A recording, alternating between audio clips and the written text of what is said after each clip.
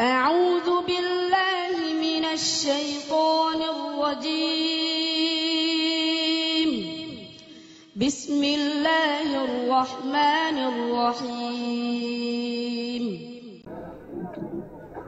السلام عليكم ورحمة الله.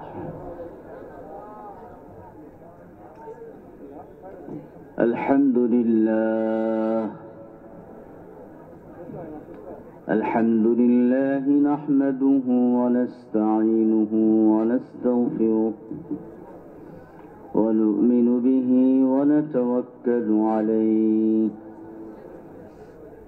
ونعوذ بالله من شرور أنفسنا ومن سيئات أعمالنا. من يهده الله فلا مضل له ومن يضلل فلا هادي له. ونشهد أن لا إله إلا الله وحده لا شريك له. ونشهد أن سيدنا ونبينا وشفيعنا وحبيبنا ومولانا محمدا عبده ورسوله صلى الله تعالى عليه وعلى آله وأصحابه وبارك وسلم تسليما كثيرا كثيرا. أما بعد، فأعوذ بالله من الشيطان الرجيم. بسم الله الرحمن الرحيم.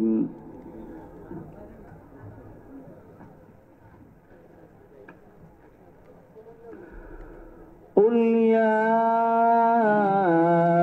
أيها الناس إني رسول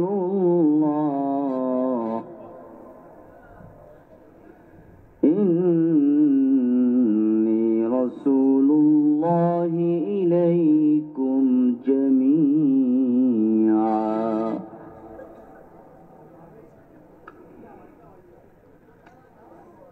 وقال تعالى: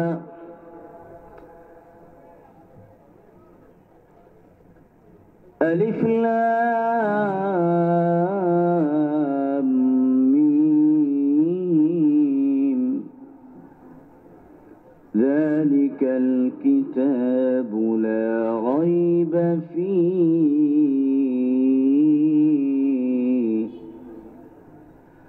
هدى للمتقين. وقال رسول الله صلى الله تعالى عليه وسلم: إنما أنا بعثت معلما. وقال صلى الله عليه وسلم: بعثت لأتمم مكارم الأخلاق. صدق الله مولانا العظيم وصدق رسوله النبي الكريم. ونحن على ذلك من الشاهدين والشاكرين، والحمد لله رب العالمين.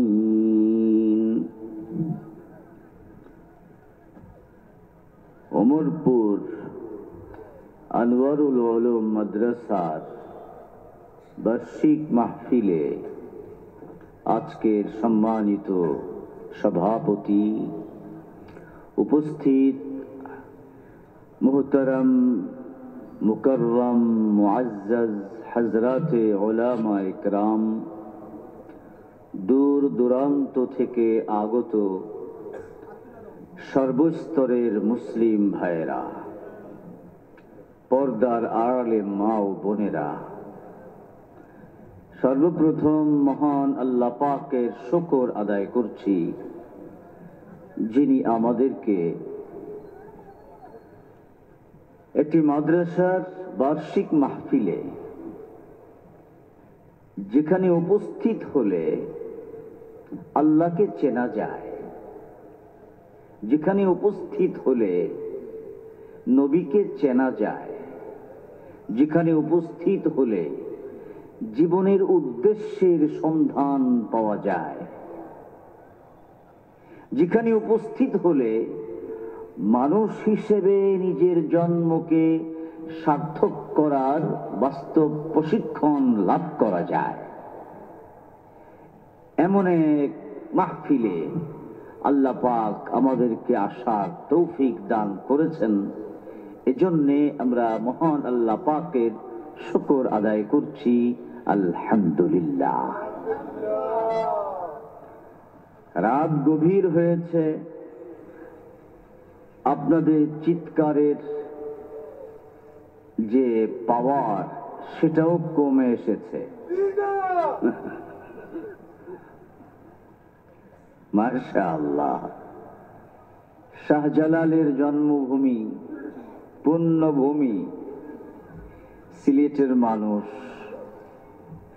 তারা কোন ক্ষেত্রে, বিশেষ করে যেখানে ঈমানী চেতনার বহিঃপ্রকাশের প্রশ্ন, সেখানে সিলেটের মানুষ দুর্বলতার পরিচয় দিতে জানে না। যদিও রাত গভীর হয়েছে, কি আমাদের এই দেশের মানুষের ভাগ্যাকাশে যে অন্ধকার নেমে এসেছে, সেই অন্ধকার এই গভীর রাতের অন্ধকারের চেয়েও বেশি।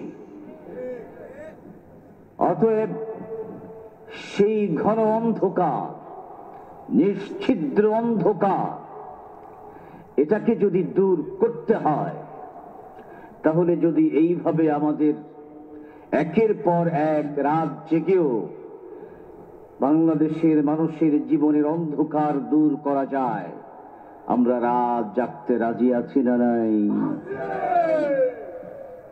ভাইরা আমার, আমি আপনাদের সামনে যে দুখানা আয়াত তেলাওয়াত করেছি আর যে দুখানা হাদিস তেলাওয়াত করেছি, এর উপরে বিস্তারিত আলোচনার অবকাশ এখন এই অবস্থায়, এই পরিস্থিতিতে আমি দেখতে পাচ্ছি না। তারপরেও সংক্ষেপে কিছুটা টাচ দিয়ে আমার বক্তব্য শেষ করার চেষ্টা করব। আল্লাহ রাব্বুল আলামিন যে কথাগুলো বললে আমাদের দায়িত্ব পালনে সহায়তা হবে, আমরা নিজেরাও দায়িত্ব পালন করে আল্লাহর কাছে মুক্ত হতে পারবো, আমাদের জাতীয় দায়িত্ব পালন করে আল্লাহর কাছে মুক্ত হতে পারবে, সেই কথাগুলো আল্লাহ পাক আমাদেরকে বলার, শোনার এবং আমল করার তৌফিক দান করেন। আমরা সকলে জানি হযরতে মুহাম্মদুর রাসূলুল্লাহ সাল্লাল্লাহু আলাইহি ওয়াসাল্লাম, তিনিও নবী, তিনিও রাসূল। এর আগে আরো প্রায় 1.5 লক্ষ নবী রাসূল এই পৃথিবীতে এসেছেন, তারাও নবী ছিলেন, তারাও রাসূল ছিলেন। তবে তাদের মধ্যে আর আমাদের নবী, সর্বশেষ নবী, সর্বশ্রেষ্ঠ নবী মুহাম্মদুর রাসূলুল্লাহ সাল্লাল্লাহু আলাইহি ওয়াসাল্লামের মধ্যে বিরাট একটি পার্থক্য আছে। সেটা হলো এই, অন্যান্য নবীগণ সীমিত সময়ের জন্য নবী ছিলেন, সীমিত একটা সম্প্রদায়ের জন্য নবী ছিলেন। কিন্তু আমাদের নবী, শ্রেষ্ঠ নবী, সর্বশেষ নবী, তিনি সীমিত কোন সময়ের নবীও নন, সীমিত কোন সম্প্রদায়ের নবীও নন। তিনি কিয়ামত পর্যন্ত, এই দীর্ঘ সময় পর্যন্ত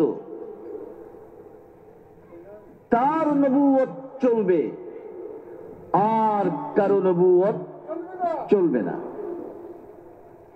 এবং তার এই নবুয়ত নির্দিষ্ট কোন জাতির জন্য নয়, কোন দেশের জন্য নয়, কোন বংশের জন্য নয়। তার এই নবুয়ত গোটা মানব জাতির জন্য, গোটা জিন জাতির জন্য।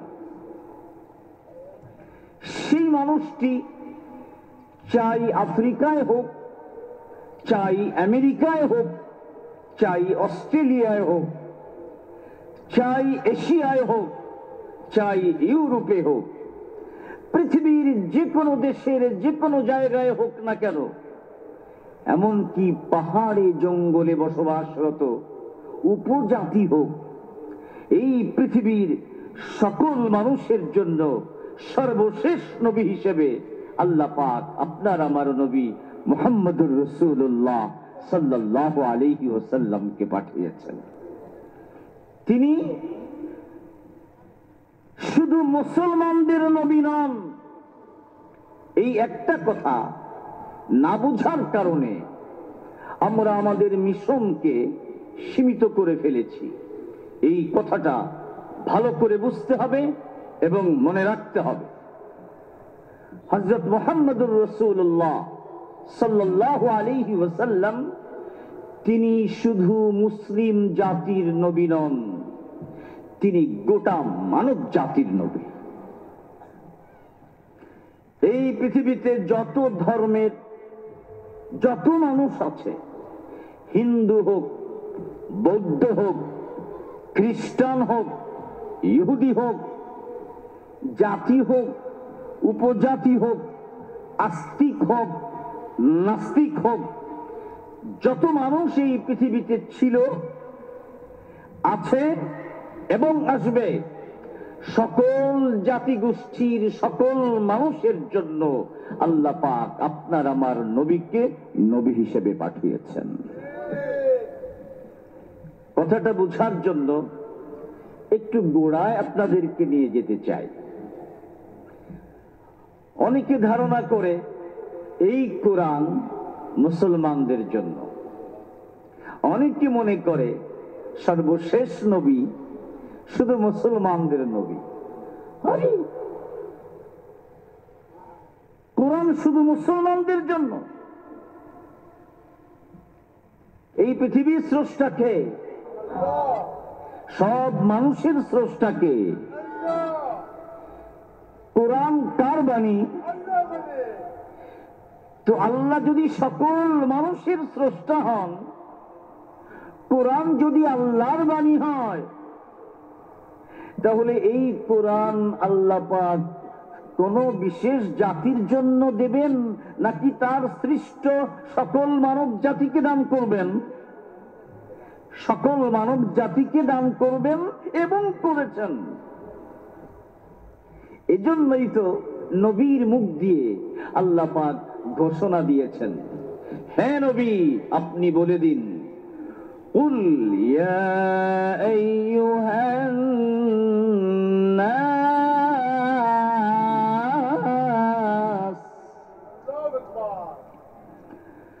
ইন্নী রাসূলুল্লাহি ইলাইকুম জামিআ। হ্যাঁ নবী আপনি ঘোষণা করে দিন, আমি তোমাদের সকলের কাছে আল্লাহর পক্ষ থেকে রাসূল হিসেবে প্রেরিত হয়েছি। কি বলেছেন? ইন্নী রাসূলুল্লাহি ইলাল মুসলিমিন, এরকম আছে? ইলাল মুসলিমিন না ইলাইকুম জামিআ? যত জাতি উপজাতি সম্প্রদায় এই পৃথিবীতে আছো, তাদের সকলের জন্য আমি আল্লাহর পক্ষ থেকে রাসূল এবং নবী, তোমাদের হেদায়েতের জন্য, তোমাদেরকে জাহান্নাম থেকে ধরে ধরে জান্নাতের পথ দেখাবার জন্য, জান্নাতের পথে পরিচালিত করার জন্য, স্থায়ী জীবনের শান্তির অধিকারী বানাবার জন্য, প্রত্যেকটা মানুষকে জাহান্নামের ওই অতল তল থেকে উদ্ধার করে জান্নাতের সীমাহীন সুখ এবং শান্তির দিকে পথ প্রদর্শন করার জন্য মহান আল্লাহ পাক আমাকে রাসূল হিসেবে পাঠিয়েছেন। অতএব তিনি কোন বিশেষ জাতির নবী নন, তিনি গোটা মানব জাতির নবী। শুধু তাই নয়, আপনার আমার নবী মুহাম্মদুর রাসূলুল্লাহ সাল্লাল্লাহু আলাইহি ওয়াসাল্লাম, তিনি সমস্ত নবীদেরও নবী। বলেন সুবহানাল্লাহ। খুশি লাগে না? তাহলে ভাঙ্গা বাজারের মতো আওয়াজ হচ্ছে না কেন? হ্যাঁ, তিনি সমস্ত নবীদেরও নবী। তিনি আদম আলাইহিস সালাতু ওয়াস সালামেরও নবী, নূহ আলাইহিস সালামেরও নবী, মুসা আলাইহিস সালামের নবী, ইব্রাহিম আলাইহিস সালামের নবী, ঈসা আলাইহিস সালামের নবী, সমস্ত নবীদের নবী। আপনার আমার নবীর এমন মর্যাদা, তিনি যে গোটা মানব জাতির নবী, এই কথাটা বুঝাবার জন্য বলেছিলাম একটু পেছনে যেতে হবে। পিছনে এভাবে আসুন। সারা পৃথিবী গভীর অন্ধকারে নিমজ্জিত। পৃথিবীর মধ্যে সবচেয়ে বর্বরতা, সবচেয়ে বেশি অসভ্যতা, সবচেয়ে বেশি মনুষ্যত্বহীনতা, সবচেয়ে বেশি পশুত্ব যাদের ভিতরে ভর করেছিল, সেই জাতিটার নাম হলো আরব জাহেলি জাতি। সেই জাতির মাঝে রাসূলুল্লাহ সাল্লাল্লাহু আলাইহি ওয়াসাল্লাম জন্ম লাভ করেছেন। 40 বছর পার হয়ে গেছে। একদিন তিনি ধ্যানরত অবস্থায় হেরার গুহায় আল্লাহর ঐশী দূত তিনি দেখতে পেলেন। তিনি এসে বলছেন, ইকরা, পড়ুন। এই যে ইকরা, পড়ুন, তার কাছে প্রথম যখন নাজিল হলো, ওই দিন তিনি নবুয়ত লাভ করলেন। আপনাদেরকে জিজ্ঞেস করতে চাই, যেদিন তিনি নবুয়ত লাভ করলেন, ওই দিন পৃথিবীতে মুসলমানের সংখ্যা কত? বলুন, কত?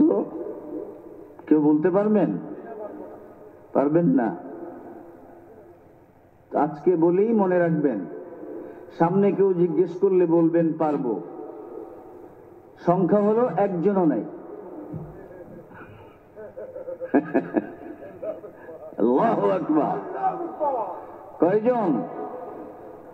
একজনও নাই। আরে মুসলমান তো হবে, আল্লাহকে মানতে হবে, নবীকে মানতে হবে। উনি তো নবী হলেন মাত্র, পৃথিবীর কেউ জানে না গুহার মধ্যে আল্লাহ পাক তাকে নবুয়ত দান করেছেন, কেউ জানে না। মুসলমান মানে যে বলেছে লা ইলাহা ইল্লাল্লাহু মুহাম্মাদুর রাসূলুল্লাহ, এটা যে পড়েছে সে মুসলমান। তো এটা পড়বে তো পরে, যখন নবী এই দাওয়াত দিবেন। এই দাওয়াত পরে দিয়েছেন। কি বলেছেন তিনি? ইয়া আইয়ুহান নাস কুলু লা ইলাহা ইল্লাল্লাহ তুফলিহু, তোমরা বলো লা ইলাহা ইল্লাল্লাহ, তাহলে তোমরা কামিয়াব হয়ে যাবে, সাকসেসফুল হয়ে যাবে। তোমাদের জীবন ব্যর্থতার গ্লানি থেকে মুক্তি লাভ করে সফলতার স্বর্ণ শিখরে আরোহণ করবে, যদি তুমি মুখে একবার উচ্চারণ করতে পারো লা ইলাহা ইল্লাল্লাহ মুহাম্মাদুর রাসূলুল্লাহ। বলুন সুবহানাল্লাহ। মানব জীবনের সফলতা পবিত্র কালিমা পড়ার মাধ্যমে শুরু হয়। যে জীবনে কোনোদিন কালিমা পড়তে পারে নাই, সে ব্যারিস্টার হতে পারে, তারপরেও ব্যর্থ। সে মন্ত্রী হতে পারে, এরপরেও ব্যর্থ। প্রেসিডেন্ট হতে পারে, এরপরেও ব্যর্থ। আমেরিকার প্রেসিডেন্ট হতে পারে, এরপরেও ব্যর্থ। সারা পৃথিবীর সম্রাট হতে পারে, কিন্তু মুখে লা ইলাহা ইল্লাল্লাহ উচ্চারণ করতে পারে নাই, সে ব্যর্থ। তার চেয়ে ব্যর্থ, তার চেয়ে ব্যর্থ এই পৃথিবীতে দ্বিতীয় আর কেউ হতে পারে না।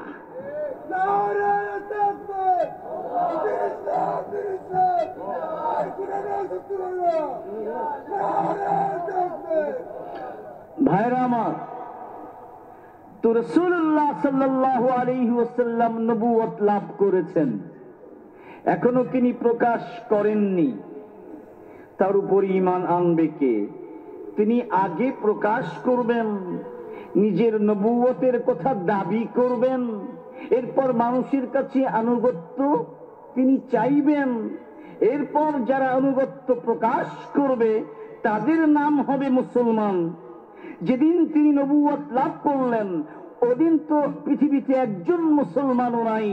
অতএব আপনারা একটু বিবেচনা করে বুঝার চেষ্টা করেন, আমাদের নবী মুসলমানদের জন্য নবী হলেন না গোটা পৃথিবী একজন মুসলমানও নাই এই অবস্থায় তিনি নবী হয়েছেন? মুসলমানের জন্য হয়েছেন না গোটা মানব জাতির জন্য হয়েছেন? তিনি নবী হয়েছেন গোটা মানব জাতির জন্য। এই আকাশ যিনি সৃষ্টি করেছেন, এই চন্দ্র যিনি সৃষ্টি করেছেন, এই গ্রহ নক্ষত্র যিনি সৃষ্টি করেছেন, এই পৃথিবীর যাবতীয় ফল মূল গৃহলতা বৃক্ষলতা সাগর মহাসাগর খাল নদী যত কিছু আমরা পৃথিবীতে দেখতে পাই, এই সব সৃষ্টি যেই মহান আল্লাহ, সেই মহান আল্লাহ মানব জাতিকে সৃষ্টি করেছেন। এই মানব জাতির কল্যাণের জন্য একজন ড্রাইভার প্রয়োজন, একজন পরিচালক প্রয়োজন।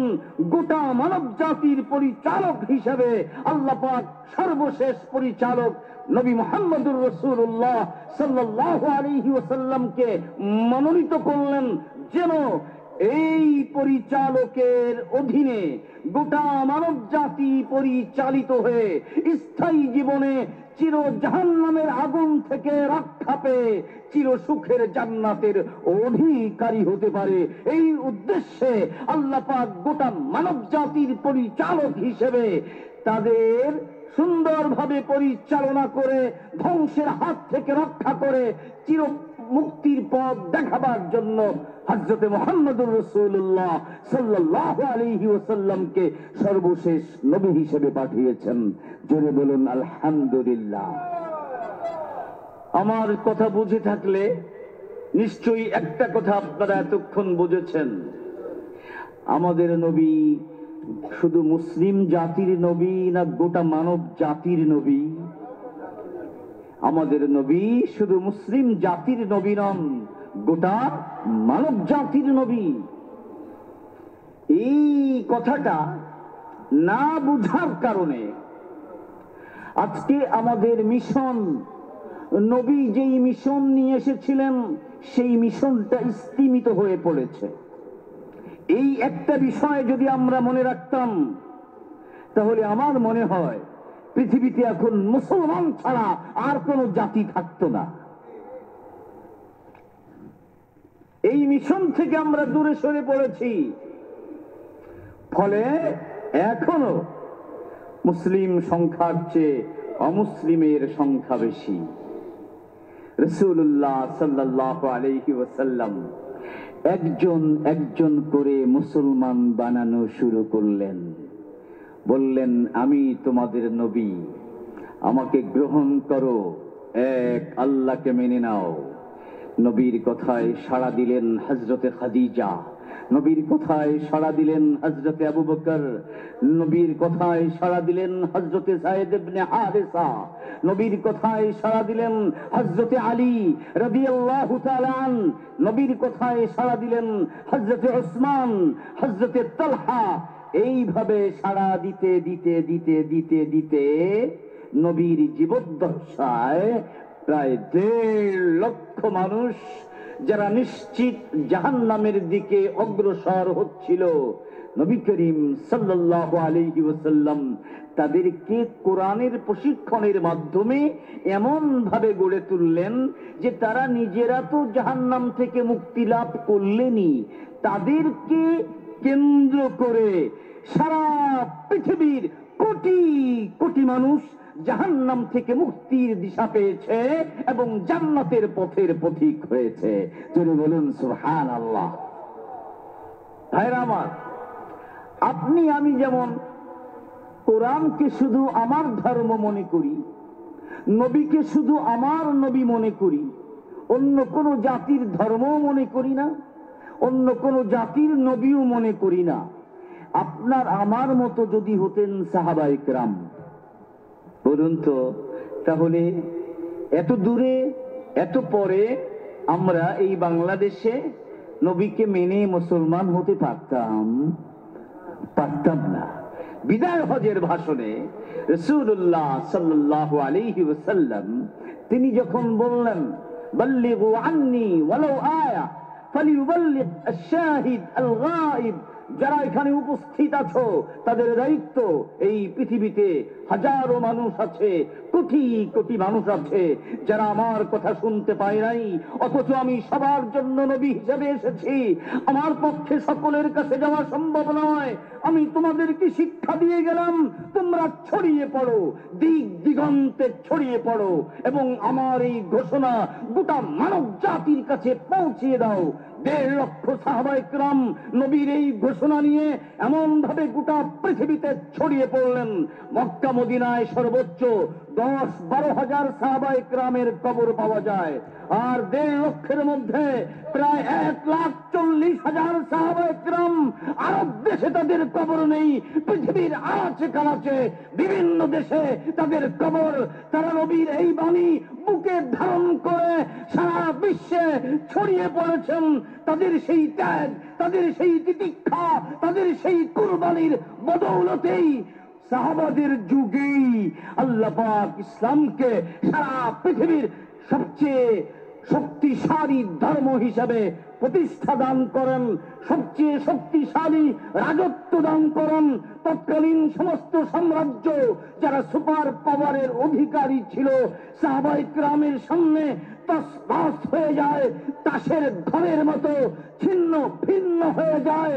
তারা নবী করিম সাল্লাল্লাহু আলাইহি ওয়াসাল্লামের এই বিশ্বজনীন আদর্শ বুকে ধারণ করে এমন ভাবে ছড়িয়ে পড়েছিলেন, অন্যান্য সমস্ত ধর্ম পরাজিত হয়, সমস্ত সুপার পাওয়ার পরাজিত হয় এবং নবীর এই আদর্শ, কোরআনের আদর্শ সাহাবায়ে কেরামের মাধ্যমে গোটা পৃথিবীতে বিজয়ী ধর্ম হিসাবে প্রতিষ্ঠা লাভ করে। জোরে বলুন ঠিক না বেঠিক? একটা বিশ্বজনীন আদর্শ, একটা চিরন্তন আদর্শ,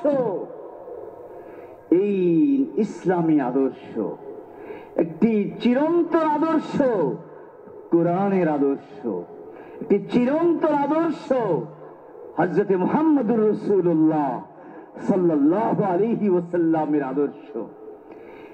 এটা যে সাহাবায়ে কেরাম সমস্ত মানুষের মধ্যে ছড়িয়ে দিলেন, হাজার হাজার ইহুদি তার নিজের ধর্ম ত্যাগ করে মুসলমান হয়ে গেল, হাজার হাজার খ্রিস্টান নিজের ধর্ম ত্যাগ করে মুসলমান হয়ে গেল, লক্ষ লক্ষ হিন্দু নিজের ধর্ম ত্যাগ করে মুসলমান হয়ে গেল।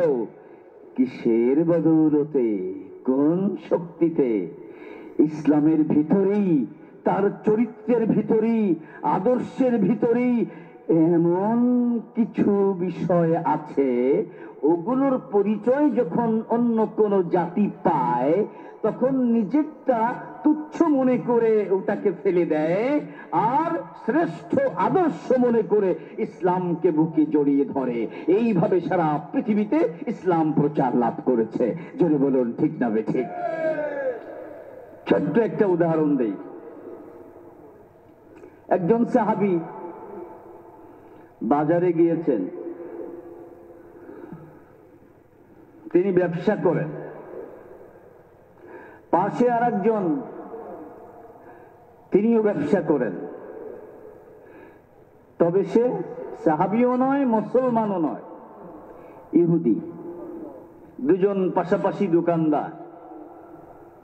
একজন ইহুদি একটা জিনিস কেনার জন্য সাহাবার দোকানে এসেছে।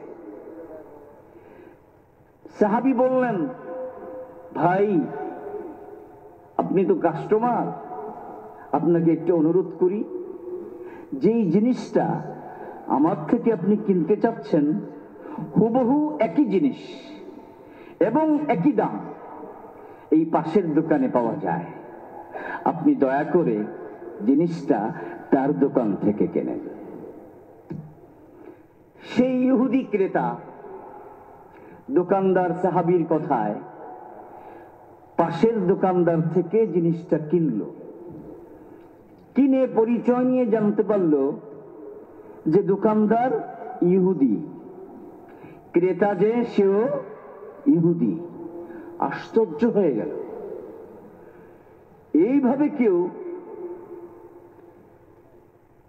নিজে ব্যবসা না করে অন্য জাতির একজন সদস্য, পাশের দোকানদার, তার ব্যবসায়ের সুযোগ করে দেয়, এটা তো পৃথিবীর ইতিহাসে নাই। এজন্য মালটা কিনে আবার তিনি সাহাবী দোকানদারের ঘরে আসলেন। তাকে দেখে সাহাবী জিজ্ঞেস করলেন, কি ভাই, মালটা কি ওই দোকানে পাননি, কিনতে পারেননি? ইহুদি বলল, হ্যাঁ পেয়েছি, কিনেছিও, তারপরে আপনার কাছে এসেছি একটা কথা জিজ্ঞেস করবার জন্য। কি সে কথা? এই মাল তো আপনার কাছেও আছে আর এই মাল তার কাছেও আছে। আমি খোঁজ নিয়ে জানলাম পার্শ্ববর্তী দোকানদার একজন ইহুদি, অথচ আপনি মুসলমান। আপনি নিজের স্বার্থকে জলাঞ্জলি দিয়ে আপনার প্রতিবেশী ইহুদির স্বার্থ রক্ষা করলেন, নিজে বিক্রি না করে তার কাছে আমাকে পাঠালেন। এই রহস্য বুঝলাম না, এর জবাবটা জানবার জন্য আপনার কাছে এসেছি। আপনি কেন এই কাজটা করলেন? দোকানদার সাহাবী বলছেন, ভাই আজকে সারাদিন আমরা দুজন পাশাপাশি ব্যবসা করছি, সারাদিন আমার অনেক ব্যবসা হয়েছে, আমার আজকের আর প্রয়োজন নাই, আমার না হলেও চলবে। কিন্তু আমি খেয়াল করেছি এই পার্শ্ববর্তী দোকানদার আমার ইহুদি ভাই, তার একটা গ্রাহকও আসে নাই, একটা পয়সাও বিক্রি করতে পারে নাই। আমার তো হয়ে গেছে, আমার আজকে না হলেও চলে। সে আমার প্রতিবেশী, তার প্রয়োজন, এটাও তো আমার দেখা প্রয়োজন। তাই আপনাকে আমি তার কাছে পাঠালাম যে তারও কিছু বিক্রি হোক, সেও তার বাল বাচ্চা নিয়ে খাবার দাবার ইত্যাদির ব্যবস্থা করুক, এতটুকু, আর কিছু নয়। আমার প্রতিবেশী দোকানদারের প্রতি একটু কল্যাণকামিতা, একটু সহানুভূতি, একটু মঙ্গল কামনা, এছাড়া আর কোনো কিছু নয়।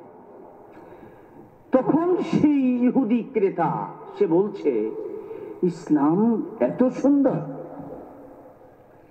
প্রতিবেশী যদিও অন্য ধর্মের, তারপরেও তার প্রতি এমন সহানুভূতির শিক্ষা দেয় ইসলাম। আমার ধর্ম তো সাংঘাতিক সংকীর্ণ, নিজের ধর্মের লোক ছাড়া কারো কোনো স্বার্থের চিন্তাই আমরা করি না। তাহলে আমার এই ধর্ম সংকীর্ণ, আমার এই ধর্ম কোনদিন বিশ্বজনীন ধর্ম হতে পারে না। আমি এই মুহূর্তে আমার ধর্ম ত্যাগ করে তোমার ধর্ম গ্রহণ করছি। জোরে বলুন সুবহানাল্লাহ। গোটা বিশ্বময় ইসলাম ছড়িয়েছে ইসলামের সৌন্দর্যের কারণে। ইসলামের সৌন্দর্য কোথায়? ইসলামের সৌন্দর্য কোথায়? এই প্রশ্ন না করে বরং এইভাবে প্রশ্ন করলে ভালো, ইসলামের সৌন্দর্য নেই কোথায়? ইসলামের সৌন্দর্য নেই কোথায়? যে ফরকতা বকদম হর কুজা কে মি নিগরম, जिफरक ताब कदम हर कुजा के मीनी गरम करिश्माए दामने खेश मी कशद के जा इजाज करिश्माए दामने खेश मी कशद के जा इजाज মাথার থেকে পা পর্যন্ত যেখানেই তুমি তাকাও সেখানেই তোমার চোখ আটকে যাবে এবং তোমার চোখ সাক্ষ্য দেবে এটাই সবচেয়ে সুন্দর, এটাই সবচেয়ে সুন্দর। এমন কিছু নেই যেখানে সৌন্দর্যের বাইরে কোনো কিছু আছে। ইসলামের সব কিছু মাথার থেকে পা পর্যন্ত এমন উচ্চ মার্গের আদর্শ, এর নজির এই পৃথিবীতে অন্য কোন আদর্শ দান করতে পারবে না, অন্য কোন ধর্ম এর কোন বিকল্প পৃথিবীর মানুষের সামনে উপস্থাপন করতে পারবে না। জোরে বলুন ঠিক না বেঠিক?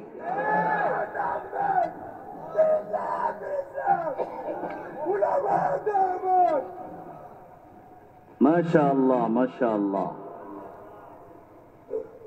সিলেটের মানুষের এতটুকু জজবাটু থাকতেই হবে।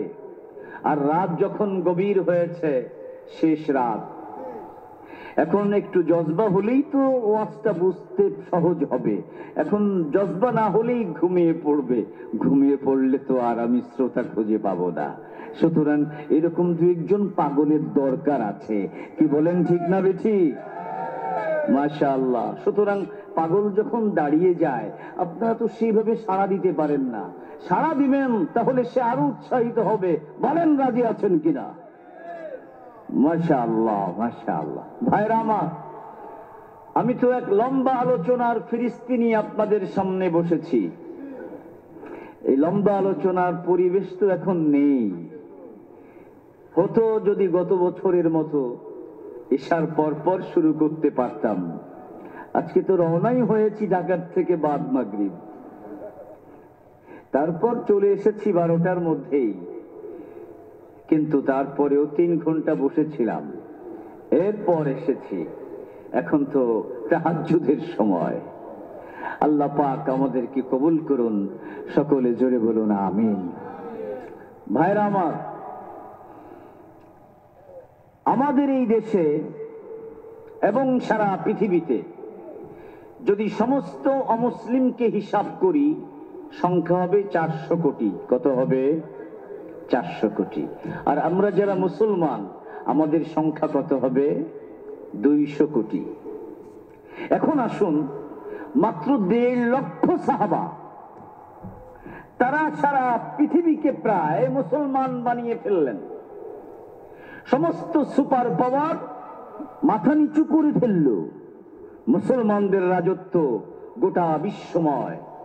তখন আমেরিকা ছিল না, ইউরোপ, আফ্রিকা, এশিয়া, এই 3 মহাদেশ মিলে মুসলমানদের এমন বিশাল রাজত্ব, তাদের সামনে মাথা উঁচু করে কথা বলবে এমন কোন শক্তি সেই সময় ছিল না। ঠিক না বেঠিক? কিন্তু আশ্চর্য, এখন আমাদের সংখ্যা 1.5 লাখ না 200 কোটি? আমাদের সংখ্যা কত সারা পৃথিবীতে? 200 কোটি। আচ্ছা বলুন তো, ওই 1.5 লাখ যেই রকম মাথা উঁচু করে সারা পৃথিবীকে শাসন করেছেন, আমরা যে এখন 200 কোটি, আমাদের কি ওইভাবে মাথা উঁচু আছে নাকি মাথা নিচু? জোরে বলুন, উঁচু না নিচু? এই যে দেখুন বার্মা, এখানে মুসলমানদের কিভাবে ধ্বংস করছে, নারী শিশুকে কিভাবে জ্বলন্ত অগ্নিকুণ্ডে নিক্ষেপ করছে, কিভাবে ধর্ষণ করছে, কিভাবে গরু এবং ছাগলকে কসাইখানায় যেইভাবে কেটে কেটে গোশত বানানো হয়, এইভাবে আজকে আমার মা বোনদেরকে কেটে কেটে গোশত বানানো হচ্ছে। জোরে বলুন নাউযুবিল্লাহি মিন যালিক। এমন মর্মান্তিক দৃশ্য যেটা সহ্য করা যায় না, ওদিকে একবার তাকানো যায় না, এমন দুরবস্থা আজকে আমাদের উপর নেমে এসেছে। এর কারণটা কি, এটা যদি খুঁজে বের না করি তাহলে এই অবস্থা বার্মায় সীমিত থাকবে না, ওই অবস্থা বাংলাদেশেও ফিরে আসতে পারে। ভাইরা সজাগ হতে হবে। এখনই আমাদের যারা সমাজপতি তাদেরকে ঘুম পাড়ানি বড়ি খাইয়ে বেহুশ এবং অচেতন করে রাখা হয়েছে। কিভাবে? তাদেরকে শিক্ষা দেওয়া হয়েছে রাষ্ট্রীয় দায়িত্বে যারা থাকবেন তারা ধর্ম নিয়ে কোনো কাজ করবেন না, তারা ধর্মের বিষয়টাকে সম্পূর্ণ এড়িয়ে চলবেন। ইউরোপ আমেরিকার দাসত্ব গোটা মুসলিম দেশের যারা বড় বড় হত্যাকর্তা তাদেরকে এই ঘুম পাড়ানি বড়ি খাইয়ে একেবারে অচেতন করে রেখেছে। এর ভিতর দিয়ে ইউরোপ আমেরিকার ওই লোকেরা কি করলো?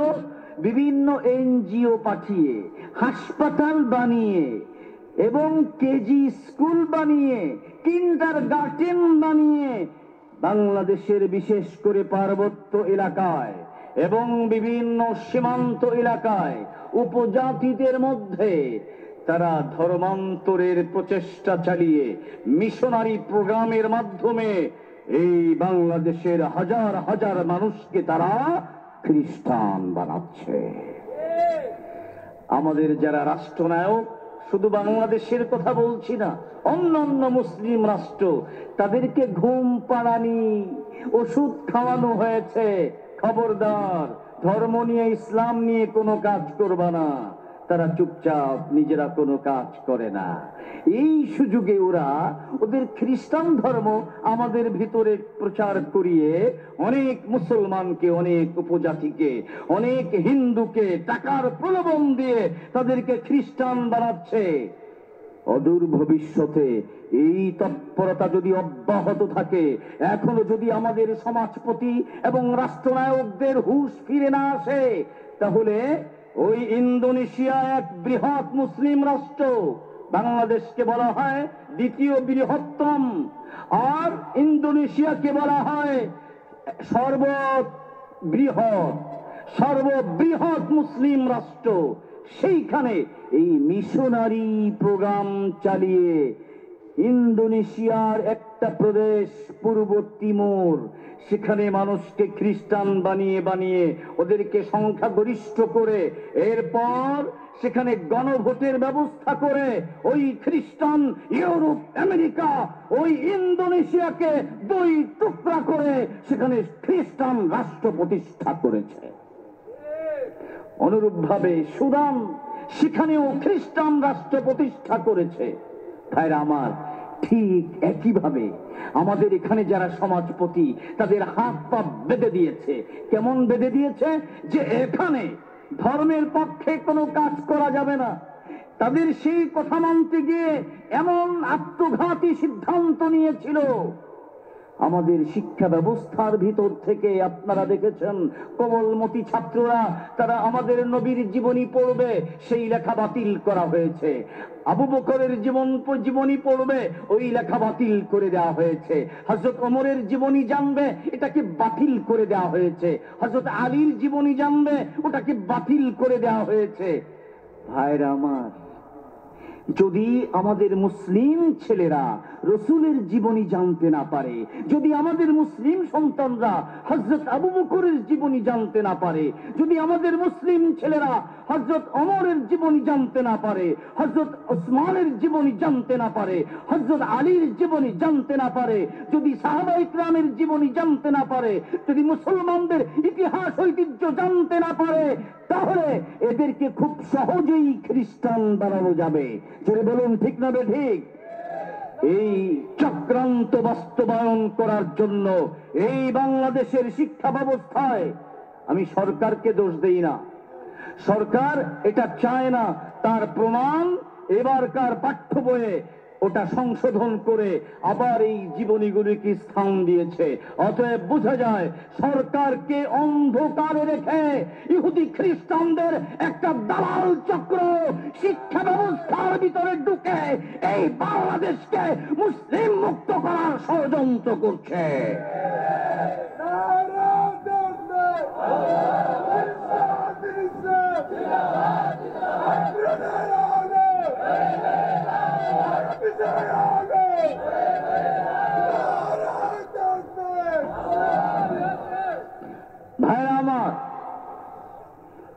আপনারা সবাই জানেন, যতদিন পর্যন্ত মুসলমানরা কোরআন জানতো, নামাজ পড়তো, এই দুটি যোগ্যতা, কয়টা? সব মুসলমান কোরআন পড়বে, কোরআন জানবে, কোরআন তেলাওয়াত করবে। সব মুসলমান নিয়মিত নামাজ পড়বে, জামাতে শরীক হবে, মসজিদ আবাদ রাখবে। এই দুটো কাজ মুসলমানদের সর্বপ্রধান কাজ। এই দুই কাজ যেই মুসলমান করে, অ্যাটম বোমার দ্বারাও সেই মুসলমানকে ইসলাম থেকে দূরে সরানো যায় না। ঠিক না বেঠিক? বাস্তব ঘটনা বলি আপনাদেরকে। এই দেশটা যখন ব্রিটিশের দখলে ছিল, তখন মিশনারি কার্যক্রম তারা আরো বেশি করে পরিচালনা করত। একদিন একজন মুসলমান অ্যাডভোকেট এক খ্রিস্টান পাদ্রীকে জিজ্ঞেস করলো, তোমরা যে এই দেশে খ্রিস্টান বানাচ্ছ, তোমাদের এই কাজের রিপোর্ট কেমন? খ্রিস্টান পাদ্রী জবাব দিল, রিপোর্ট খুবই ভালো, বিশেষ করে অন্য ধর্মের ক্ষেত্রে। হিন্দু এবং শিখ, অন্যান্য উপজাতি, আর্য, তাদেরকে সহজেই আমরা খ্রিস্টান বানাতে পারি, সমস্যা নাই। এবং মুসলমানদেরকেও পারি, তবে সবাইকে না। শুধু ওই সব মুসলমানকে আমরা কিছু টাকা পয়সার লোভ দিয়ে খ্রিস্টান বানাতে পারি, যেই সব মুসলমানের মধ্যে দুটো গুণ নাই। এক নম্বর, কোরআন জানে না। দুই নম্বর, নামাজ পড়ে না। যারা কোরআনের ব্যাপারে অজ্ঞ আর নামাজের ব্যাপারেও অজ্ঞ, এমন মুসলমানকে সহজেই আমরা খ্রিস্টান বানাতে পারি। কিন্তু যারা কোরআন জানে, কোরআন পড়ে, নামাজ জানে, নামাজ পড়ে, এই রকম একজন মুসলমানকে আমরা কোনোদিন খ্রিস্টান বানাতে পারি নাই। জোরে কোন সুবহানাল্লাহ। ভাইরা আমার, তাহলে আমাদেরকে যদি মুসলমান হিসেবে মর্যাদা রক্ষা করতে হয়, তাহলে যারা স্কুলে আছে, কলেজে আছে, ভার্সিটিতে আছে মুসলিম সন্তান, তাদেরকে কোরআন জানার যোগ্যতা সৃষ্টি করার দায়িত্ব আমাদের নিতে হবে কি হবে না? তাদেরকে নামাজি বানানোর দায়িত্ব, আমরা যারা নামাজ পড়ি, এই দায়িত্ব আমাদের গ্রহণ করতে হবে কি হবে না? খোদার কসম ভাইরা আমার, আজকে আমরা যদি ঢাকা ইউনিভার্সিটি, আপনাদের এখানকার শাহজালাল ইউনিভার্সিটি, এইভাবে সারা বাংলাদেশে যতগুলো ইউনিভার্সিটি আছে, প্রত্যেকটা ইউনিভার্সিটির প্রত্যেকটা ছাত্র ছাত্রী যারা মুসলমান, তাদেরকে যদি আমরা যথার্থ পরিমাণে কোরআন শিক্ষা দিতে পারতাম, তাদেরকে যদি আমরা যথার্থ পরিমাণে নামাজ শিক্ষা দিতে পারতাম, তারা যদি প্রত্যেকে কোরআন তিলাওয়াত জানতো এবং করত, তারা প্রত্যেকেই যদি ইহতিমামের সাথে নামাজ আদায় করত এবং নামাজি হতো, তাহলে আজকে সমাজের সর্বত্র শুধুই হাহাকার। উচ্চ শিক্ষিত হচ্ছে আর চরম মূর্খতার পরিচয় দিচ্ছে। এর সর্বশেষ উদাহরণ আপনাদের এই সিলেটেই ঘটেছে। বদরুলের কথা মনে আছে? সে বিজ্ঞান প্রযুক্তি বিশ্ববিদ্যালয় শাহজালাল, এখানকার সর্বোচ্চ শ্রেণীর ছাত্র, শিক্ষার কোনো অভাব নাই।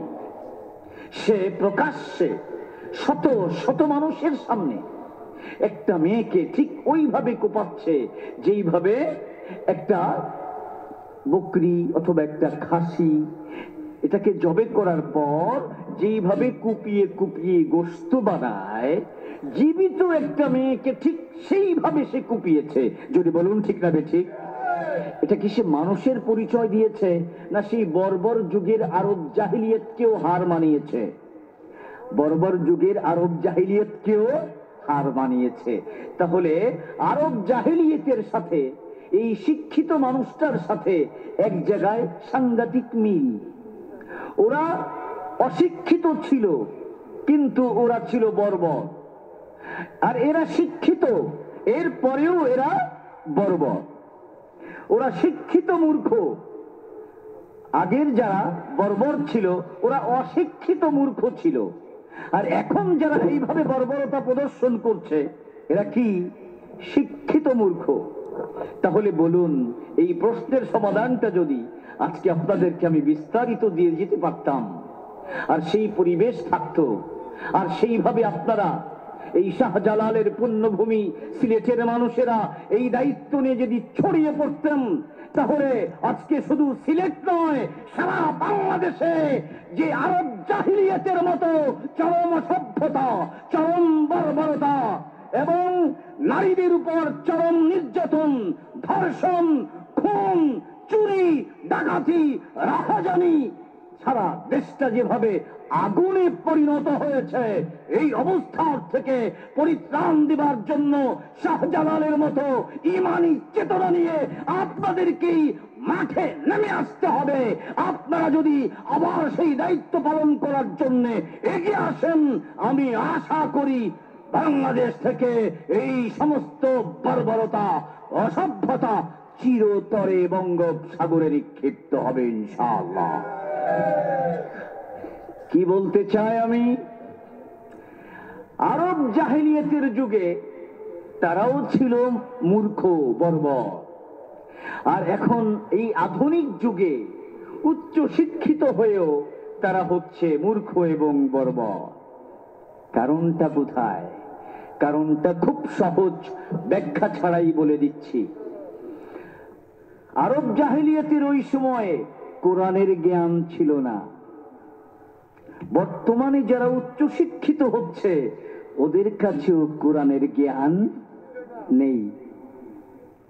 বোঝা গেল, যার কাছে কোরআনের জ্ঞান নেই, যার কাছে নবীর জ্ঞান নেই, সে চাই ১৫০০ বছর আগের আরব জাহেলিয়াতের সদস্য হোক, অথবা ১৫০০ বছর পরের আধুনিক বৈজ্ঞানিক যুগের উচ্চ শিক্ষিত ছাত্র হোক অথবা শিক্ষক হোক।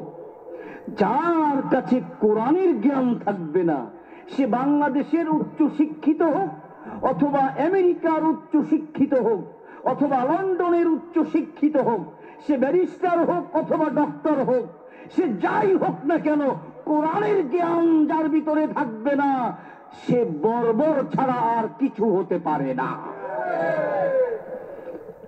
মানুষকে বর্বর হওয়ার হাত থেকে রক্ষা করে পবিত্র কোরআন, মানুষকে পশুত্বের হাত থেকে রক্ষা করে পবিত্র কোরআন, মানুষকে অসভ্যতার হাত থেকে রক্ষা করে পবিত্র কোরআন। এই পবিত্র কোরআনের জ্ঞান যতদিন পর্যন্ত গোটা মুসলিম ছাত্র ছাত্রী বাংলাদেশে যারা আছে তাদেরকে এই কোরআনের জ্ঞান অর্জন করার ব্যবস্থা যতদিন পর্যন্ত গ্রহণ করা হবে না, ততদিন যতই পুলিশের সংখ্যা বাড়াও, ততদিন যতই র্যাবের সংখ্যা বাড়াও, ততদিন যতই বিজিবির সংখ্যা বাড়াও, আর্মির সংখ্যা বাড়াও, যেইভাবে অপরাধ সারা দেশকে গ্রাস করে ফেলছে, এই অপরাধ থেকে দেশকে রক্ষা করার দ্বিতীয় কোনো উপায় নেই।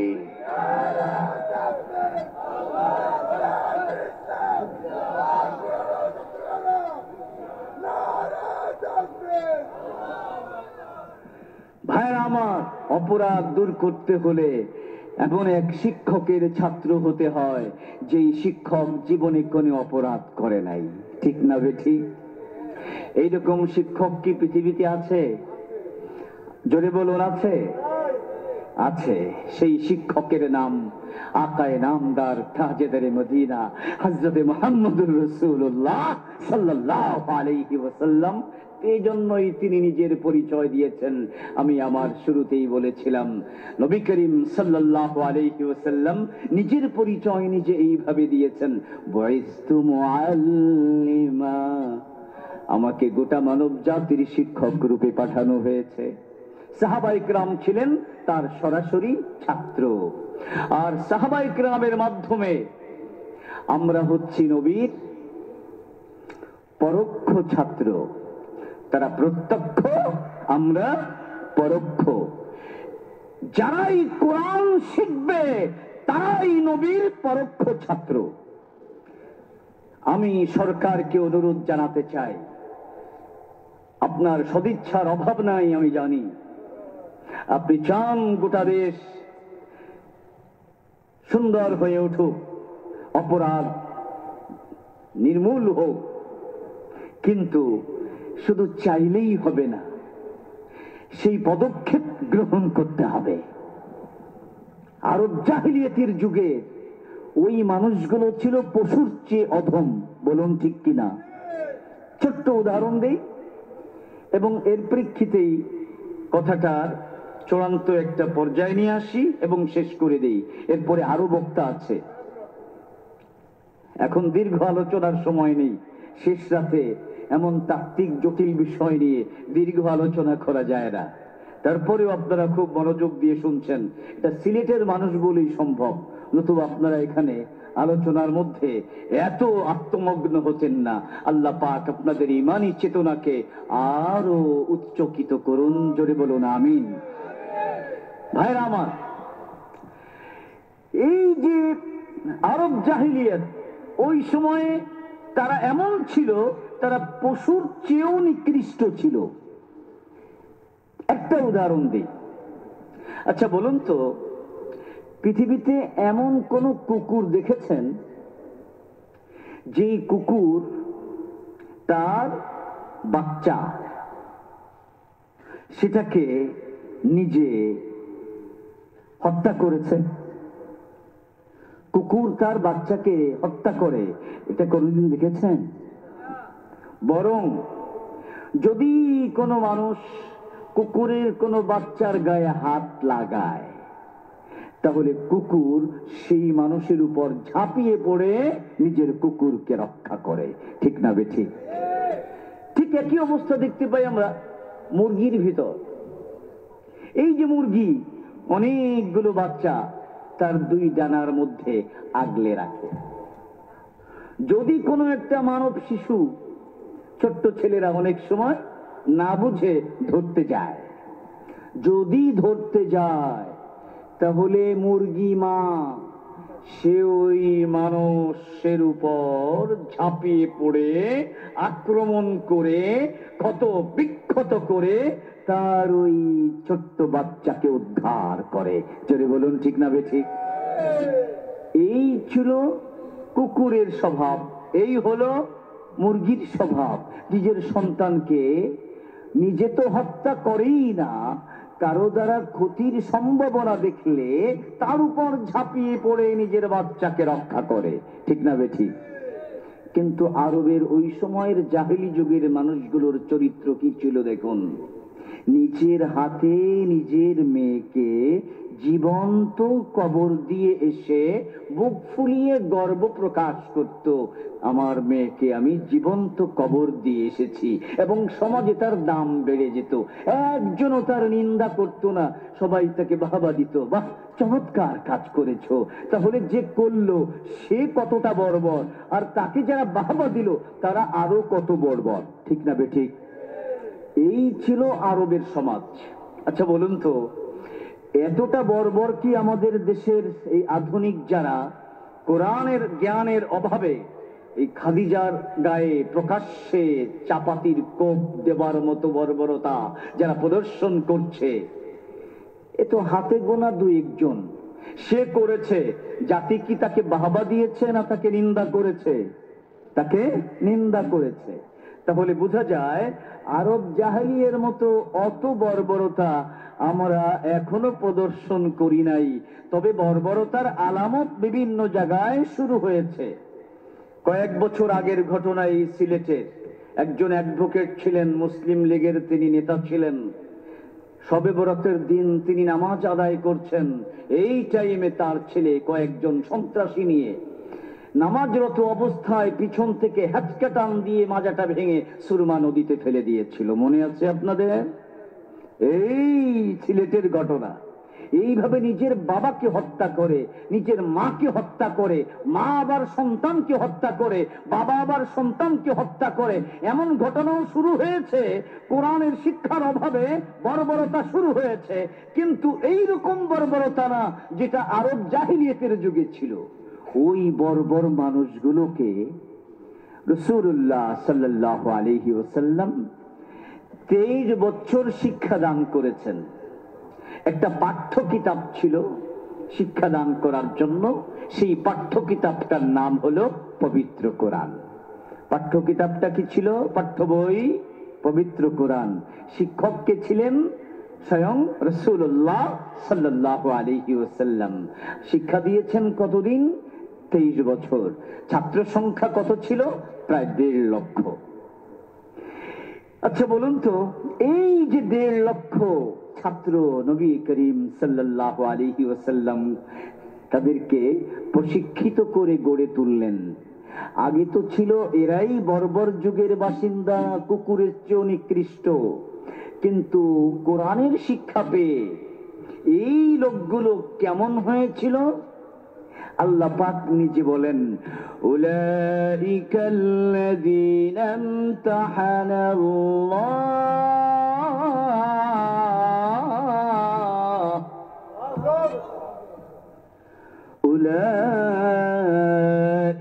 উলাইকাল্লাযীনা ইমতাহানাল্লাহু কুলুবাহুম লিত্তাকওয়া লাহুম মাগফিরাতুন ওয়া আজরুন আযীম। অন্য আয়াতে বলছেন, রাদিয়াল্লাহু আনহুম ওয়া রাদু আন। আল্লাহ বলছেন, হ্যাঁ নবী, আমার এই কিতাবের মাধ্যমে এই বর্বর মানুষগুলোকে দীর্ঘ 23 বছর পর্যন্ত আপনি যে শিক্ষা দিয়েছেন, সেই শিক্ষা তাদের ভিতরে এমন ভাবে প্রথিত হয়েছে, তারা যে সবচেয়ে নিকৃষ্ট ছিল, বর্বর যুগের সদস্য ছিল, তাদের মধ্যে মনুষ্যত্বের এমন স্ফুলিঙ্গ তৈরি হয়েছে, তারা ফেরেশতাকে পার হয়ে গিয়েছে। আমি আল্লাহ পাক সাক্ষ্য দিচ্ছি, আমি নিজে তাদের পরীক্ষা নিয়েছি। তাদের সব কিছু দেখে আমি তাদেরকে 100 নম্বরের বেশি নাম্বার দান করলাম, এবং আমি আল্লাহ তাদের উপর পরিপূর্ণ সন্তুষ্ট হয়ে গেলাম। দেখুন সুবহানাল্লাহ। আগে ছিল বর্বর, এখন আল্লাহ তাদের উপর খুশি। দেখুন সুবহানাল্লাহ। বর্বরতা আছে এখন তাদের মধ্যে? বর্বরতা আছে না? সোনার মানুষ। সোনার মানুষ হলো কিসের ছোঁয়ায়? কোরআনের শিক্ষার ছোঁয়ায়। কিসের ছোঁয়ায়? কোরআনের শিক্ষার ছোঁয়ায়। তাহলে 1500 বছর আগে ওই সমস্ত বর্বররা তারা সোনার মতো হয়ে গিয়েছিল, সোনার মানুষ হয়ে গিয়েছিল কোরআন শিক্ষার কারণে। আজকে আমরা সেই মুসলিম জাতি, আমরা মুসলিম জাতি। আজকে আমাদের মধ্যে নতুন করে বর্বরতা শুরু হয়েছে, মূর্খতা শুরু হয়েছে। আজকে আমাদের মধ্যে নতুন করে অসভ্যতার বর্বরতা ঢুকে পড়েছে। এটার একমাত্র কারণ, আমরা সব শিক্ষা গ্রহণ করছি, আমরা ডক্টর হচ্ছি, MBBS হচ্ছি, আমরা ইঞ্জিনিয়ার হচ্ছি, সবকিছু হচ্ছি, কিন্তু আমাদের মধ্যে কোরআনের জ্ঞান নাই। জোরে বলুন ঠিক না বেঠিক? সুতরাং আমি দীপ্ত কণ্ঠে ঘোষণা করতে চাই, আরব যুগের ওই সমস্ত বর্বর পশুর চেয়ে নিকৃষ্ট মানুষগুলো যদি কোরআনের শিক্ষার কারণে পৃথিবীর ইতিহাসের সর্বশ্রেষ্ঠ সোনার মানুষে পরিণত হতে পারেন, তাহলে আমাদের বর্তমান যুগের যারা শিক্ষিত তাদেরকে যদি কোরআন শিক্ষা দেওয়া হয়, বলুন তারাও সোনার মানুষে পরিণত হতে পারে কিনা? কোরআন শিক্ষার ব্যবস্থা না করে অপরাধ নির্মূল জীবনেও সম্ভব হবে না। অতএব একটা কথা বলতে মনে চায়, আমাদের মাননীয় প্রধানমন্ত্রীর বিমানের নাট বল্টু যারা খুলে ফেলেছিল, তাদের এক এক করে ধরা হচ্ছে, তদন্ত করা হচ্ছে, কেস হচ্ছে, রিমান্ড হচ্ছে, এবং হওয়া উচিত। এর সাথে আমরা সম্পূর্ণ একমত। কারণ একজন মানুষকে এইভাবে হত্যা করা, এটা আমরা সমর্থন করি না। এই ঘটনাকে সামনে রেখে আমরা একটা দাবি জানাতে চাই।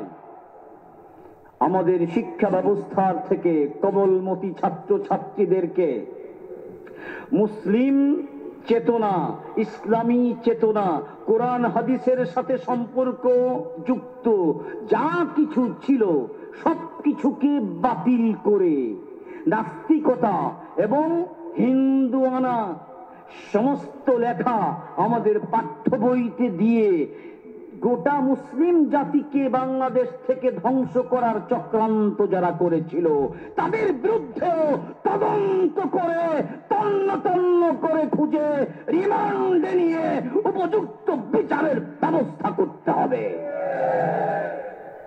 ঠিক না ঠিক? একজন মানুষকে হত্যা করা এটা যেমন অপরাধ, গোটা মুসলিম জাতির ইসলামী চেতনাকে হত্যা করা সেটা কি অপরাধ হবে না? যদি হয় তাহলে এই ষড়যন্ত্র কারা করেছিল তাদেরকে চিহ্নিত করতে হবে এবং নতুন করে এটার কাফফারা স্বরূপ ঘোষণা দিতে হবে। প্রত্যেকটা মুসলিম ছাত্রের জন্য কোরআন শিক্ষা এবং নামাজ শিক্ষা বাধ্যতামূলক করা হলো। যারা কোরআন শিক্ষায় 100 নম্বর পাবে না তারা ম্যাট্রিক পাস করবে না, কোরআন শিক্ষায় 100 নম্বর পাবে না তারা ইন্টার পাস করবে না, কোরআন শিক্ষায় 100 নম্বর পাবে না তারা বিএ পাস করবে না, কোরআন শিক্ষায় 100 নম্বর পাবে না তারা এমএ পাস করবে না। এই প্রস্তাবে আপনারা রাজি না নারাজি? ভাইরা আমার, এইভাবে যদি আমরা প্রত্যেকটা মুসলমানের জন্য কোরআন শিক্ষাকে বাধ্যতামূলক করতে পারি তাহলে এই দেশ আবার মাথা উঁচু করে দাঁড়াবে। এখানে কোনো দুর্নীতি স্থান পাবে না, এখানে কোনো চরিত্রহীনতা স্থান পাবে না, এইখানে কোনো অপরাধ মাথাচাড়া দিয়ে উঠতে পারবে না। আজ থেকে 1500 বছর আগে যেমন শান্তির সমাজ বিশ্বনবী মুহাম্মদুর রাসূলুল্লাহ সাল্লাল্লাহু আলাইহি ওয়াসাল্লাম কায়েম করেছিলেন, সেই কোরআন এখনো আছে, সেই নবীর আদর্শ এখনো আছে। আলহামদুলিল্লাহ, এই আদর্শ যেখানে চর্চা হয় এই দেশের কওমি মাদ্রাসাগুলো আপনারা খোঁজ নিয়ে দেখুন। আমাদের বর্তমান স্বরাষ্ট্রমন্ত্রী, আমাদের বর্তমান আইজি, পুলিশ প্রধান, আমি যে মাদ্রাসায় আছি ঢাকায় যাত্রাবাড়ি মাদ্রাসায়, এই কদিন আগেও স্বরাষ্ট্রমন্ত্রী সেখানে গিয়েছিলেন। গত খতমে বুখারীতেও তিনি গিয়েছিলেন। সেখানে গিয়ে হাজার হাজার উলামায়ে কেরামের সামনে ঘোষণা দিয়েছেন আমাদের দেশে যে সন্ত্রাসী কর্মকাণ্ড হয়, এতদিন অনেকে অনেক কথা বলেছে, কিন্তু আমরা খোঁজ নিয়ে দেখেছি কোন জঙ্গিবাদী এবং সন্ত্রাসী কর্মকাণ্ডের সাথে এই দেশের কওমি মাদ্রাসার কোন ছাত্র, কোন শিক্ষক জড়িত নাই। কে বলছে? স্বরাষ্ট্রমন্ত্রী স্বয়ং। কেন নাই?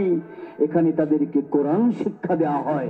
মানুষ হত্যা তো দূরের কথা, অন্যায় ভাবে একটা পশুর গায়ে ঢিল ছোড়া এটাও অপরাধ। মাদ্রাসা শিক্ষার মধ্যে ছাত্রদেরকে সেই শিক্ষা দেওয়া হয়। ঠিক না বেঠিক?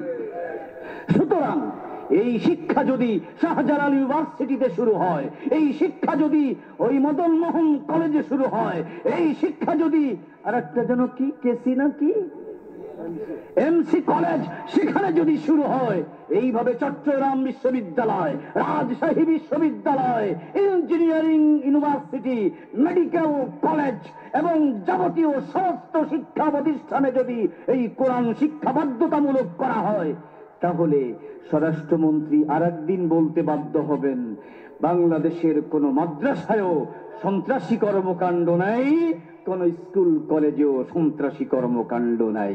এই কথা বলতে বাধ্য হবেন যেদিন তিনি এই ঘোষণা দেবেন, সরকার এই সিদ্ধান্ত নেবে সমস্ত স্কুল কলেজ ইউনিভার্সিটির জন্য কোরআন শিক্ষা এবং নামাজকে বাধ্যতামূলক করা হলো।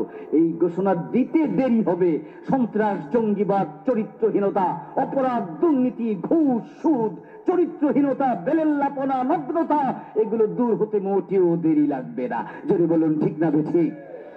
সুতরাং আসুন আল্লাহ পাক আমাদেরকে আমাদের বিশ্ব নবীর সেই বিশ্বজনীন আদর্শ, এটা শুধু আমাদের জন্য নয়, গোটা মানব জাতির জন্য আমরা নিজেরা আমল করব, আর অন্যদের ভিতরে আমাদের উত্তম ব্যবহার চরিত্রের পরাকাষ্ঠা প্রদর্শন করে তারাও যেন ইসলামের পথে ফিরে আসার সুযোগ পায়। তার কারণ হতে হবে আমাদের চলন্ত জীবন হবে অন্যদের কাছে ইসলামের দাওয়াত। এইভাবে আমরা আমাদের জীবনকে গড়ে তুলি যেন আমাদেরকে দেখেই ওরা আকৃষ্ট হয়ে, যেমন ওই ইহুদি আকৃষ্ট হয়ে সে দোকানে মাল কিনতে সে আকৃষ্ট হয়ে মুসলমান হয়ে যায়। এখন কি ব্যবসায়ী আছে না মুসলমান? তাদের কাছে হিন্দুরা মাল কিনতে আসে না? আসে। যদি মুসলমানের দোকানেও লেখা থাকে বাকি চাহিয়া লজ্জা দেবেন না, তাহলে তার ব্যবসা করার দরকার কি? সেখানে ইসলামের কি চরিত্র পাবে মানুষ? যদি সেখানেও লেখা থাকে বিকৃত মাল ফেরত নেওয়া হয় না, এটা কি মুসলিম চরিত্র হলো? বাকি চাহিয়া লজ্জা দেবেন না, এটা যেমন মুসলিম চরিত্র নয়। বিকৃত মাল ফেরত নেওয়া হয় না, এটাও মুসলিম চরিত্র নয়। একটা হাদিস বলেই শেষ করে দিচ্ছি। একজন ব্যবসায়ী বাগদাদ শহরে, তিনি ব্যবসা করার জন্য বসেছেন।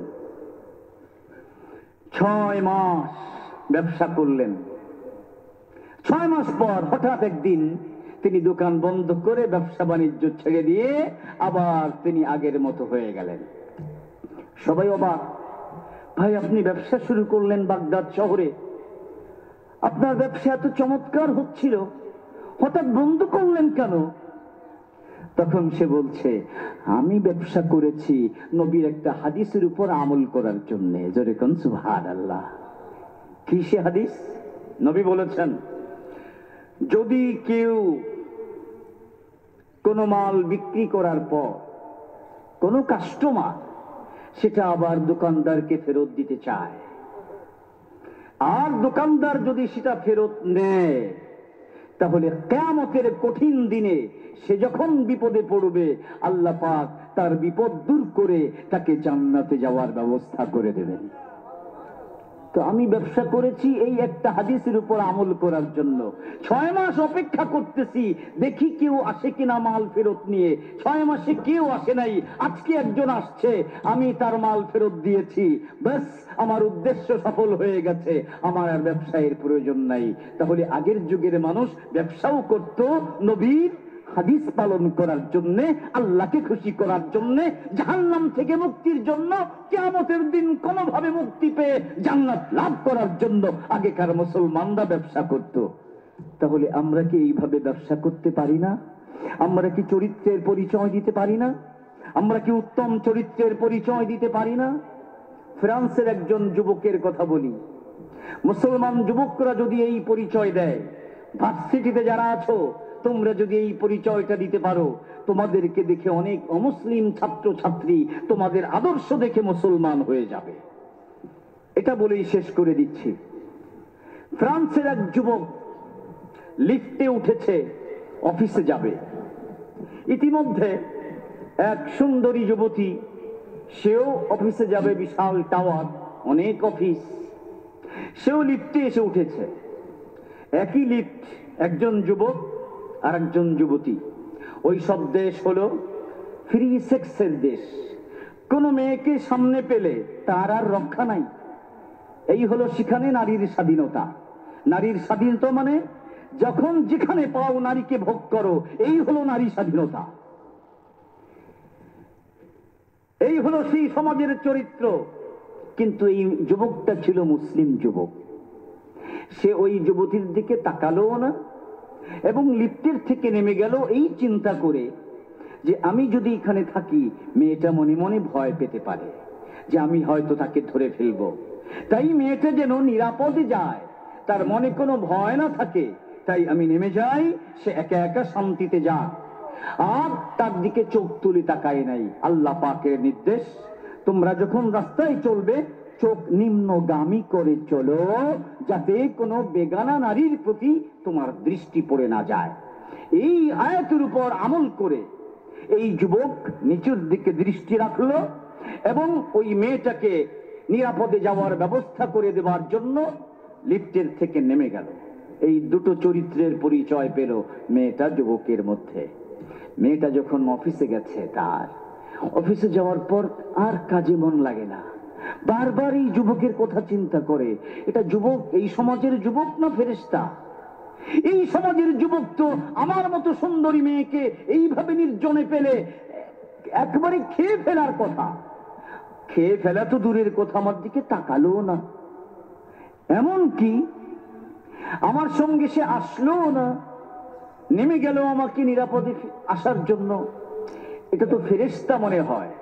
আমার কাজ পরে, আগে আমাকে খুঁজে বের করতে হবে ওই যুবক কোন অফিসে। খুঁজে খুঁজে খুঁজে খুঁজে এক অফিসে গিয়ে ওই যুবককে পেয়ে গেল। একই বিল্ডিং, অনেক অফিস, বিশাল টাওয়ার। পেয়েই বলল, ভাই আমি তোমাকে অনেক কষ্ট করে খুঁজে বের করেছি, তুমি আগে বলো তোমার মধ্যে যে উত্তম চরিত্রের সন্ধান পেলাম, তোমাকে এই চরিত্র কে শিক্ষা দিয়েছে? যুবক বলল, আমাকে এই চরিত্র শিক্ষা দিয়েছে আমার ধর্ম। আমার ধর্ম। যুবতী বলল, তোমার ধর্ম কি? বলল, আমার ধর্ম ইসলাম। ইসলাম এত চমৎকার, নারীর মর্যাদা এমন ভাবে রক্ষা করে, এত সুন্দর, এত চমৎকার ইসলাম। তাহলে তুমি একা কেন ইসলাম গ্রহণ করে মুসলমান থাকবে? আমিও এই ধর্ম গ্রহণ করে মুসলমান হয়ে যেতে চাই। এখানে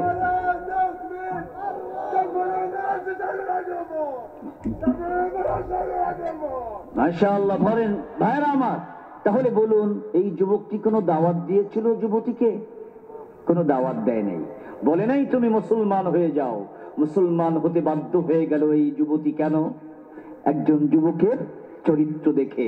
এই জন্য আমি বিভিন্ন জায়গায় আলোচনায় বলে থাকি, এই কোরআনের প্রতিটি আয়াত যেমন মুজিজা, এই কোরআনের আলোকে নবীর যে জীবন, নবী জীবনের প্রত্যেকটা সুন্নত, এটাও মুজিজা। আর ওই নবীর চরিত্র যদি কোনো একজন মুসলমানের ভিতরে ঢুকে যায়, এটাও মুজিজা হয়। এটা দেখে একজন অমুসলিম আকৃষ্ট হয়ে ইসলাম গ্রহণ করতে বাধ্য হয়। সুতরাং আজকে যদি আমরা এই গুণে গুণান্বিত হই, তাহলে আমি প্রথমে বলেছিলাম, যেহেতু ইসলাম শুধু মুসলমানের ধর্ম নয়, গোটা মানব জাতির ধর্ম।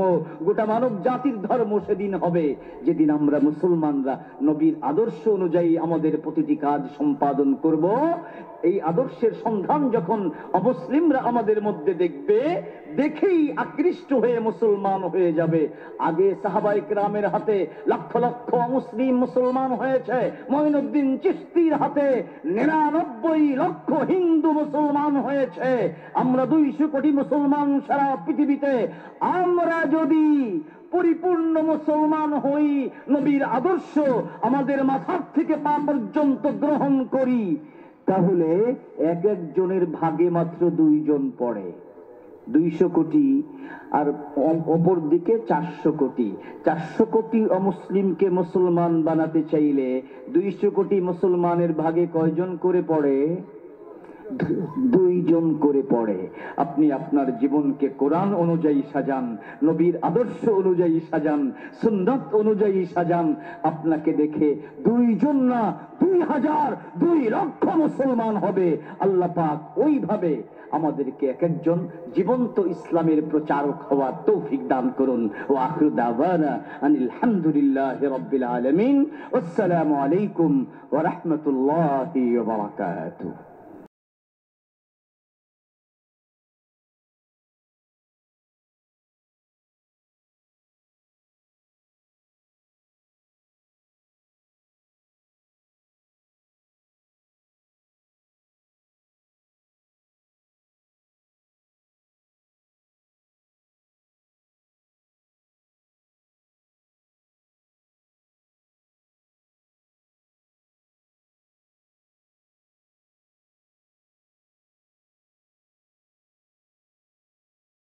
আসসালামু আলাইকুম ওয়া রাহমাতুল্লাহি ওয়া বারাকাতুহু।